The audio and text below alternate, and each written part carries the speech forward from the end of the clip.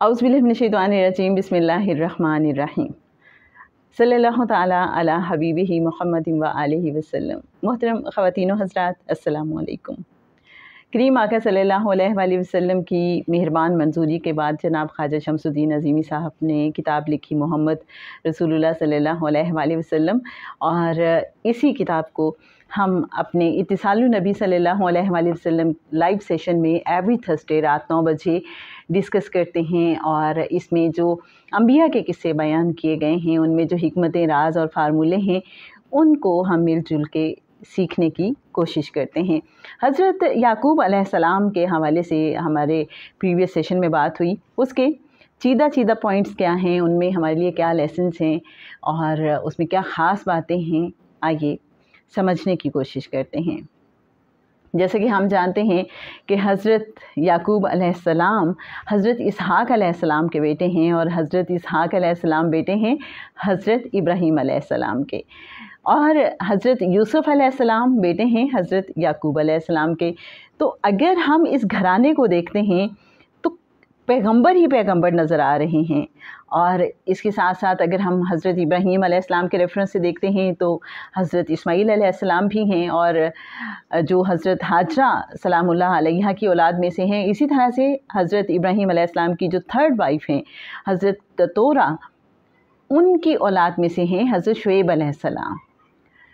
तो आप ये देखें कि हज़रत इब्राहीम अलैहिस्सलाम से कितने ज़्यादा अंबिया की निस्बत है, और हज़रत इब्राहीम अलैहिस्सलाम के बाद जितने भी अंबिया आए हैं वो उन्हीं की नस्ल में से आए हैं। ये बहुत एक ख़ास फजीलत है जो हज़रत इब्राहीम अलैहिस्सलाम को हासिल है। तो जनाब हज़रत याकूब अलैहिस्सलाम को हम हज़रत यूसुफ़ अलैहिस्सलाम के हवाले से जानते हैं, और ahsanul क़िसस कहा जाता है हज़रत यूसुफ़ अलैहिस्सलाम के किस्से को। तो हज़रत याकूब अलैहिस्सलाम का जो अल्लाह की रज़ा में राज़ी होना है, वो एक बहुत ही ख़ास बात है। जब हम हज़रत याकूब अलैहिस्सलाम का किस्सा पढ़ते हैं तो उसमें सब्र और शुक्र बहुत मेन एट्रीब्यूट्स हमें नज़र आते हैं, और हमें ये समझ आती है कि जब अल्लाह करीम हमें नेमतों से नवाजता चला जाता है तो हमने शुक्र अदा करना है। और अगर कुछ ऐसा हो जाए हमारी ज़िंदगी में, जैसे हज़रत याकूब अलैहिस्सलाम की ज़िंदगी में हुआ कि उनके बेटे हज़रत यूसुफ़ अलैहिस्सलाम उनसे जुदा हो गए, और उनके जो दूसरे बेटे थे उन्होंने ये कहा कि हमारे भाई को भेड़िया खा गया है, हालांकि हकीकत बरअक्स थी। हज़रत याकूब अलैहिस्सलाम को अब हकीकत का इल्म है, लेकिन वो खामोश हैं, वो अल्लाह की रज़ा में राज़ी हैं। ये एक ऐसा ख़ास नुक्ता है जो समझने की ज़रूरत है। हज़रत याकूब अलैहिस्सलाम के पास इख्तियारात हैं, वो अपने उन इख्तियारात को, पैगम्बराना इख्तियारात को इस्तेमाल करते हुए अगर चाहें तो सिचुएशन को अपनी फेवर में कर सकते हैं। लेकिन चूँकि वो डिज़ाइन ऑफ नेचर को समझते हैं, उन्हें पता है कि ये मेरे अल्लाह का डिज़ाइन है, हज़रत यूसुफ़ अलैहिस्सलाम के लिए मेरा अल्लाह यही चाहता है, तो वो क्या करते हैं, वो अपने इख्तियार को इस्तेमाल करके सिचुएशन को अपनी फेवर में करने की कोशिश नहीं कर रहे, बल्कि वो अल्लाह की मशीयत में ख़ुद को राज़ी करते हैं, राज़ी ब रज़ा हो जाते हैं, कोई गिला शिकवा नहीं करते। हाँ, जो औलाद के लिए एक दुख है, एक गम है, और उस औलाद की जुदाई है कि नज़र पता है कि मेरा बेटा कहीं ना कहीं मौजूद है लेकिन जुदा है, उससे उनकी आँखें देखना बंद हो गई हैं। तो ये एक हज़रत याकूब अलैहिस्सलाम का जो हमें सब्र नज़र आता है, और बेटे की जुदाई का एक मामला है, सब कुछ जानते हुए भी वो अल्लाह की रज़ा में राज़ी हैं। यहाँ हमें ये समझ आती है कि पैगम्बराना तर्ज़ फ़िक्र क्या होती है, कि वो जब देखते हैं कि अल्लाह की ये मर्ज़ी है तो वो कहते हैं मेरी भी यही मर्ज़ी है। वो अपनी मर्ज़ी को अल्लाह की मर्ज़ी के मुताबिक कर लेते हैं, वो अपनी चॉइसेस छोड़ देते हैं, वो औलाद का मामला हो या कोई भी मामला हो। जैसे कि हज़रत याकूब अलैहिस्सलाम ने हज़रत यूसुफ़ अलैहिस्सलाम के सिलसिले में किया, और फिर एक लंबा अरसा गुज़रने के बाद उन्हें पता था कि एक टाइम आएगा कि मेरा जो बेटा है उससे मेरी मुलाकात हो जाएगी, और फिर वो हुई मुलाकात, और हज़रत यूसुफ़ अलैहिस्सलाम ने वो जो ख्वाब देखा था उस ख्वाब की ताबीर भी मिली। तो हज़रत याकूब अलैहिस्सलाम की चूँकि अभी हम बात करेंगे, हज़रत यूसुफ़ अलैहिस्सलाम का किस्सा भी नेक्स्ट एपिसोड्स में इंशाल्लाह डिटेल में आपके साथ शेयर किया जाएगा। हज़रत याकूब अलैहिस्सलाम के एक जुड़वां भाई भी हैं, ईसु अदोम उनका नाम है। एक जो बच्चा है, कैसे बचपन में ही उसके बारे में पता चल जाता है कि इसके औसाफ क्या हैं। हज़रत इसहाक़ अलैहिस्सलाम जो हज़रत याकूब अलैहिस्सलाम के वालिद हैं, उन्हें पता था कि मेरा ये जो बेटा है याकूब, ये आगे चल के पैगम्बर बनेगा और रुश्द व हिदायत का काम संभालेगा, इस सिलसिले को चलाएगा। आपको वो वाक़या याद होगा कि जब हज़रत इसहाक़ अलैहिस्सलाम ने खाने की फरमाइश की और ईसु अदोम जो उनके बेटे थे, जो हज़रत याकूब अलैहिस्सलाम के जुड़वां भाई थे, जिसको तव्वाम भी कहा जाता है, तो वो शिकार करने के लिए चले गए कि मैं अपने वालिद की खिदमत में बेहतरीन खाना पेश करूं। लेकिन हुआ ये कि दूसरी तरफ हज़रत याकूब अलैहिस्सलाम ने खाना वालिद साहब के लिए ख़ास तौर पे प्रिपेयर किया और वालिद की खिदमत में पेश किया। वालिद साहब को यानी हज़रत इसहाक़ अलैहिस्सलाम को वो खाना इतना पसंद आया कि उन्होंने उन्हें खैर व बरकत की दुआ दी। अब दुआ कितनी अहम होती है, यहाँ पे ये पॉइंट समझने के लिए है। वो जो कहते हैं ना कि बुज़ुर्गों से आप दुआएं लें उनकी खिदमत करके। और बहुत से हमारे जो बुज़ुर्ग होते हैं, हमारे बड़े होते हैं, हमारे मुर्शिद, वो ख़ास तौर पे हमें तलकीन करते हैं कि जहाँ भी आप किसी अल्लाह वाले को पाएँ उनकी खिदमत करें, बेलौस होकर खिदमत करें और उनसे दुआएं लें, क्योंकि उनकी दुआओं में बड़ा असर होता है। तो वो जो दुआ थी हज़रत इसहाक़ अलैहिस्सलाम की खैर व बरकत की, वो फिर हज़रत याकूब अलैहिस्सलाम को अता हुई। अब ईसु अदोम जो उनके जुड़वां भाई थे, शिकार करके आए, तो उन्हें पता चला कि मेरे जो भाई हैं उन्होंने वालिद की खिदमत करके ये दुआएं समेट ली हैं। तो वो जो इब्लीस है, वो जो शैतान है, जो शुरू से ही अपनी ड्यूटी पे लगा हुआ है कि किसी तरीके से मैं इंसान को बहकाऊं और उसके दिल में कोई मनफी जज्बात पैदा करूं, तो वो कामयाब हो गया। ईसु अदोम के दिल में उसने ये जज्बात उभारे कि देखो तुम्हारे भाई ने खिदमत करके खैर व बरकत की दुआ ले ली है और तुम महरूम रह गए हो। तो वो कंपैरिजन में आ गए, एक जेलसी में आ गए।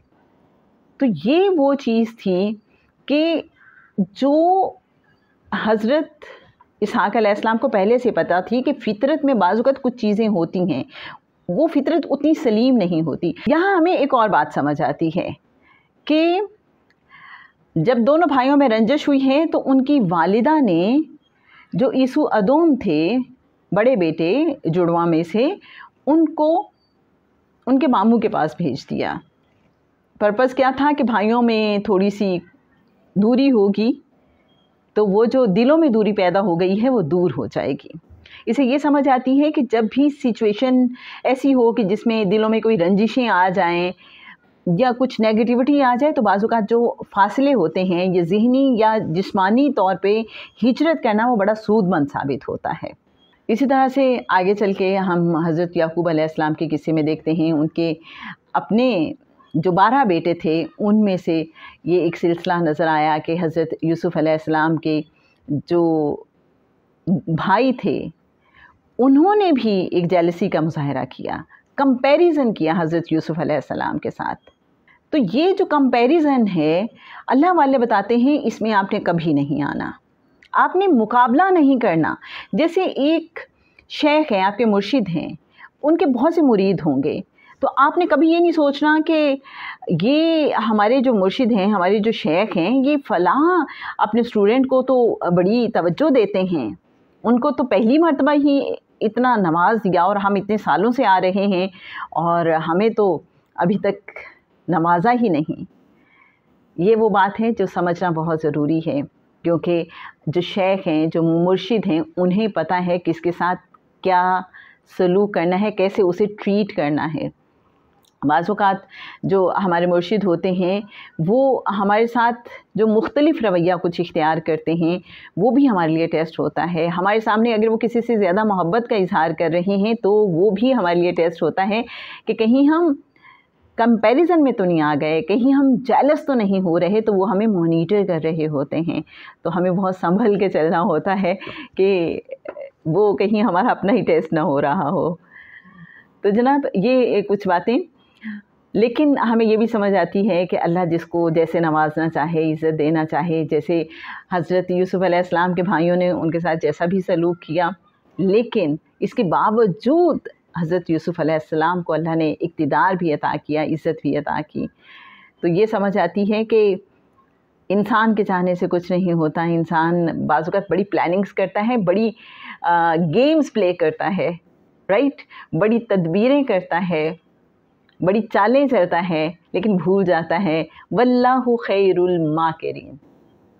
اللہ کی تدبیر ہر تدبیر پر حاوی ہے، اور اللہ کا جو ڈیزائن ہے، جو اللہ کی پلاننگ ہے، وہ ہو کے رہتی ہے.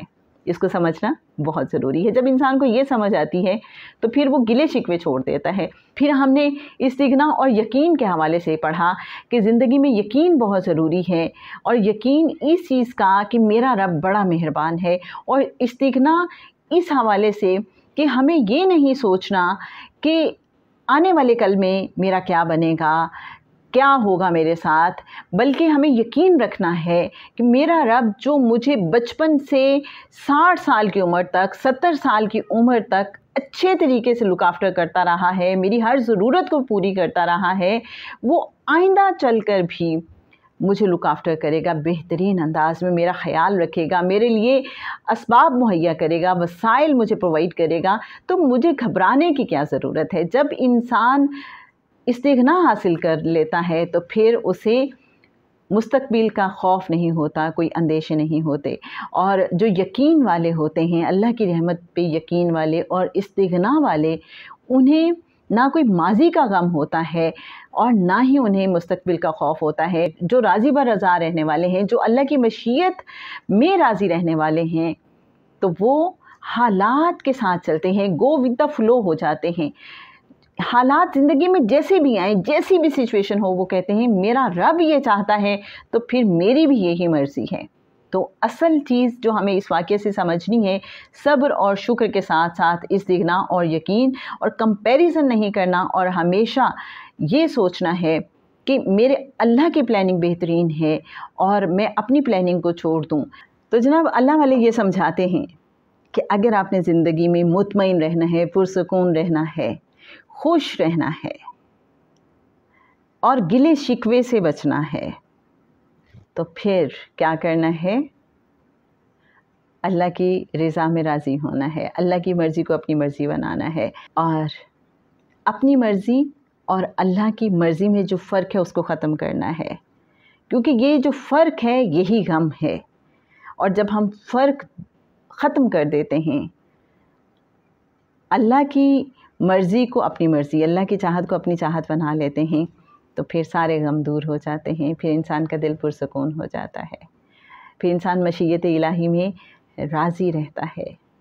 آج کے لیے بس اتنا ہی. نیکسٹ انشاءاللہ حضرت یوسف علیہ السلام کے قصے کے حوالے سے بات کریں گے. آپ اس حوالے سے اگر کچھ کہنا چاہیں تو وہ کمنٹ باکس میں ضرور شیئر کیجیے گا ہمارے ساتھ کہ آپ کو حضرت یعقوب علیہ السلام کے قصے میں کیا کیا خاص حکمتیں نظر آتی ہیں، کیا سبق آپ کو نظر آتے ہیں جسے ہم اپنی زندگی کو مزید بہتر اور آسان بنا سکتے ہیں.